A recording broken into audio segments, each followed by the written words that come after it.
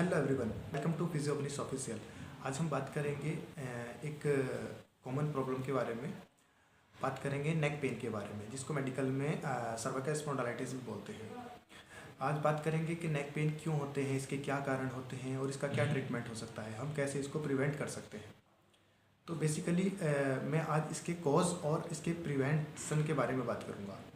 पहले इसके कॉज के बारे में हम बात करेंगे। तो इसके क्या कॉज हो सकते हैं। जिन लोगों का भी ऐसा ऑक्यूपेशन है जिनको अपनी नेक को फॉरवर्ड बेंड करके रखना होता है, या कोई भी उनका ऐसा वर्क है जिसमें उनका जो पोस्चर है वो अलाइन नहीं रहता, तो उन लोगों में ये चीज़ें मोस्टली देखने को मिलती हैं। जैसे कंपनी में एम्प्लॉय वर्कर, और ये घर पर भी कोई बच्चा है या एडल्ट है जो नीचे गर्दन करके फ़ोन देखते हैं, जिनकी ऐसी आदत है, या और ज़्यादा टाइम तक वो अपने नेक को बेंड करके रखते हैं।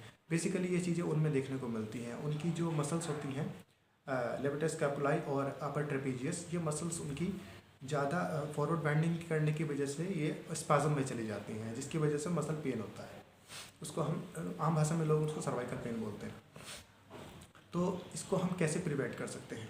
बेसिकली अगर ये पोस्चर की वजह से हो रहा है तो ऑब्वियसली हमको पोस्चर पे काम करना होगा। इसके लिए हमें अपने पोस्चर को करेक्ट करना होगा, जिसमें हम प्रिवेंट करेंगे कि हम फॉरवर्ड बेंडिंग ना करें। कोई भी ऐसा हमारा जो ऑक्यूपेशन है जिसमें हम फॉरवर्ड बेंडिंग करते हैं, उसमें हम अपने टेबल को ऐसे डिज़ाइन कराएं जिसमें हमको फॉरवर्ड बेंडिंग करने की ज़रूरत ना पड़े, और बेसिकली हमारा जो पोस्चर है वो अलाइन रहे, जिससे हम इस चीज़ को प्रिवेंट कर सकते हैं।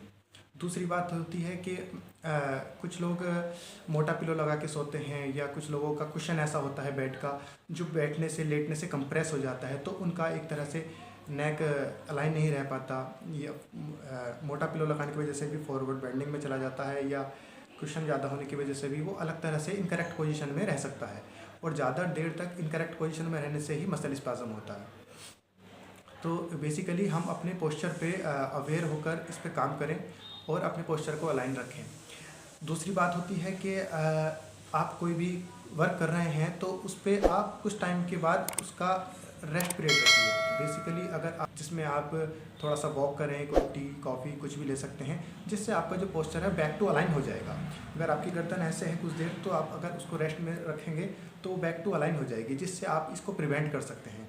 दूसरा, आप अपने एर्गोनॉमिक बोलते हैं एक तरह से, जो अपनी टेबल है, जो अपनी डेस्क है, उसको आप अपने हिसाब से डिज़ाइन कर सकते हैं, जिसमें आप इस चीज़ को करेक्ट कर लेंगे।